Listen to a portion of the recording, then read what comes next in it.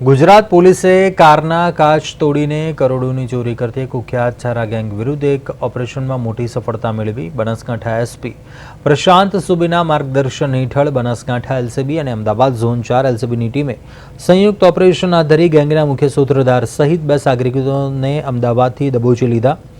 ઝડપાયેલા આરોપીઓમાં સતીશ લાલિયા અને નકુલ રાજુભાઈનો સમાવેશ થાય છે. પોલીસે આરોપીઓ પાસેથી 1.5 લાખ રૂપિયાની રોકડ, ગુનામાં વપરાયેલું બાઇક જપ્ત કર્યું છે અને તાજેતરમાં બનાસકાંઠાના વડગામ પંથકમાં ગાડીના કાચ તોડી ચોરીની 2 ઘટનાઓ બની હતી, જેનો ઉકેલવા પોલીસે નેત્રમ અને ત્રિનેત્ર પ્રોજેક્ટના 500થી વધુ સીસીટીવી ફૂટેજ ચેક કરી આરોપીઓને ટ્રેક કર્યા હતા. પોલીસ પૂછપરછમાં આ ગેંગની ચોંકાવનારી મોડસ ઓપરન્ડી સામે આવી.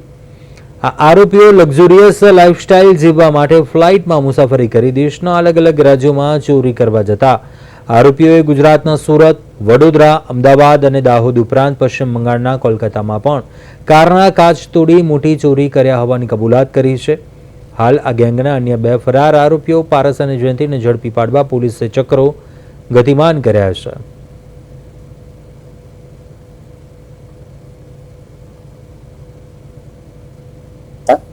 આ બનાવના અનુસંધાને એલસીબીની જુદી જુદી ટીમો બનાવવામાં આવેલ હતી અને તે સંબંધિત ડિટેક્શનની કાર્યવાહી શરૂમાં હતી.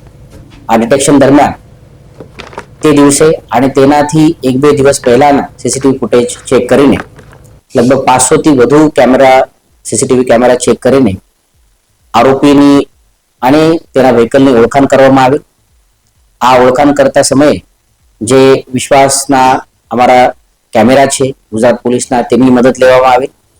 નેત્રમ અને ત્રિનેત્રની મદદ લેવામાં આવી અને તેમાંથી ગુનેગારોને આઈડેન્ટિફાઈ કરીને અમદાવાદ ઝોન 4ની જે એલસીબીની ટીમ છે તેના સાથે કોઓર્ડિનેશનમાં રહીને આરોપીઓને અમદાવાદથી અટક